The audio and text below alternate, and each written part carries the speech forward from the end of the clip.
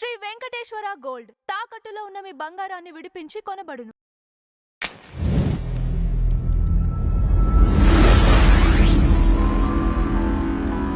Sir, 'toxic' మూవీలో నయనితార గారి character గురించి ఇప్పుడంతా చర్చనీయంగా మారింది సార్. ఈ మూవీలో ఆమె క్యారెక్టర్ ఏంటి సార్? అంటే ఆవిడ క్యారెక్టర్ నేను ఎలా చెప్తానంటే, అది సినిమా రిలీజ్ అయిన తర్వాత కదా మనకు తెలిసేది. ఇప్పుడు ఉన్నవన్నీ స్పెక్యులేషన్సే. ఒకటి ఏదో ఒక సోదరి పాత్ర అన్నట్టుగా ఒక దశలో అన్నారు.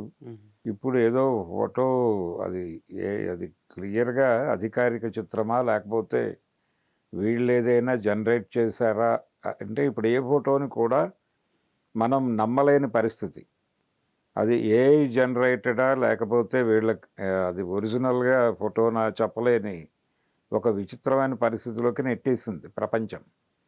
కాబట్టి ఈ ఫోటో సోర్స్ ఆధారంగా పట్టుకొని ఇందులో నయనతార అంటే తనతో రొమాన్స్ చేస్తోంది ఎస్టో అనే యాంగిల్లోకి తీసుకొచ్చి ఏదైనా స్పెషల్ క్యారెక్టరా అని కూడా కథనాలు రాస్తున్నారు. ఇదే కథనంలో ఆవిడ సిస్టర్ రోల్ కదా, ఇలాంటి స్టిల్ ఏమిటి బయటికి అని ఒక నైతిక కోణం కూడా ఏదో పట్టుకొచ్చి మాట్లాడే ప్రయత్నం చేస్తున్నారు.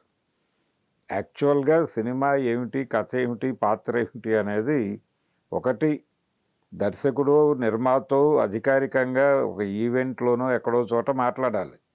అంటే దర్శకురాలు గీతూ మోహన్ దాస్ ఆ సినిమాకి డైరెక్టరు కాబట్టి ఆవిడ చెప్పాలి ఏ క్యారెక్టర్ ఏమిటి అనే క్లారిటీ ఇస్తే అప్పుడు మిగిలిన కథలు రద్దవుతాయి. అప్పటి వరకు ఏ కథ అయినా ఎవరైనా ఎలాగైనా ప్రచారం చేసుకునే రైట్ తీసేసుకుంటున్నారు. ఇవ్వటం కాదు, తీసేసుకుని ప్రతి సినిమా మీద రకరకాల వార్తలు పుట్టిస్తున్నారు. నిజానికి మేకర్స్ కూడా దీన్ని ఎంజాయ్ చేస్తున్నట్టుగానే కనిపిస్తోంది. ఎందుకంటే ఏదో పద్ధతిలో మన కంటెంట్ లైవ్లో ఉంటుంది, జనాలు వాళ్ళ దూరంలో వాళ్ళు కన్జ్యూమ్ చేస్తూ ఉంటారు. కాబట్టి సినిమా లైవ్లో ఉంటుంది, టైటిల్ వెళ్తోంది, జనాలు ప్రిపేర్ అవుతారు. ఇది కూడా పబ్లిసిటీలో భాగంగానే, ప్రమోషన్లో భాగంగానే చూస్తున్నట్టున్నారు వాళ్ళు. అందుకని పెద్దగా రియాక్ట్ కావడం లేదు. గతంలో ఇలా ఉండేది కాదు. ఇలా ఏదైనా కథనం వస్తే దానికి ఏదో ఒక వివరణో క్లారిటీనో లేకపోతే ఖండనో వచ్చేది. ఇప్పుడు క్లారిటీలు ఖండనలు పెద్దగా రావడం లేదు. ఎవరు అంటే అది మరీ సీరియస్ గొడవకి అంటే ఒక వివాదాన్ని రేపే వ్యవహారం అయితే ఏదో స్పందిస్తున్నారు తప్ప అది కూడా ట్విట్టర్ వేదికగా, లేకపోతే ఎవరు పెద్దగా సీరియస్గా పట్టించుకోవట్లేదు. ఏదో పద్ధతిలో చర్చ జరగని మరక మంచిదే అనే పద్ధతిలో వెళ్ళిపోతున్నారు. అందుకని ఈ టాక్సిక్ సినిమాలో నయనతార గారి రోల్ ఏమిటి, ఆవిడ ఎలా ఆర్గనైజ్ చేస్తారు ఆ క్యారెక్టర్ని, గీతూ మోహన్ దాస్ దృష్టిలో ఆవిడ ఏమిటి అనేది వాళ్ళు అధికారికంగా నోరు విప్పితే తప్ప క్లారిటీలు ఉండవు. కానీ ఈ లోపు ఈ రొమాన్స్ అనే పేరుతో వచ్చిన ఫోటో అది ఒరిజినల్లా ఫేకా అనేది కూడా చెక్ చేసుకోవాలి.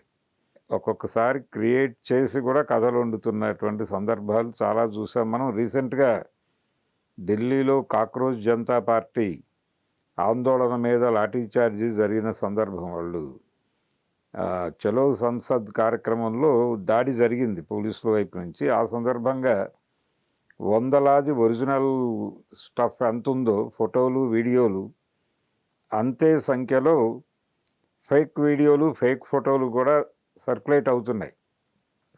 ఇది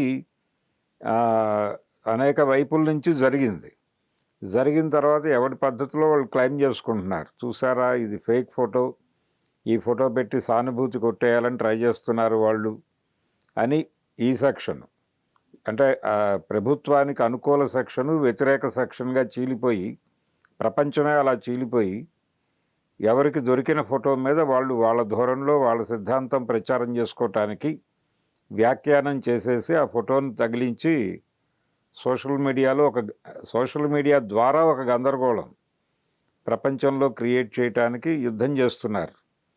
అదే పద్ధతిలో సినిమాలకి కూడా అదే జరుగుతోంది. సినిమాలను కూడా అలాగే ఒక గందరగోళం చేయటం అనేది జరుగుతోంది. అందులో భాగమే ఇది అనుకుంటున్నాను నేను.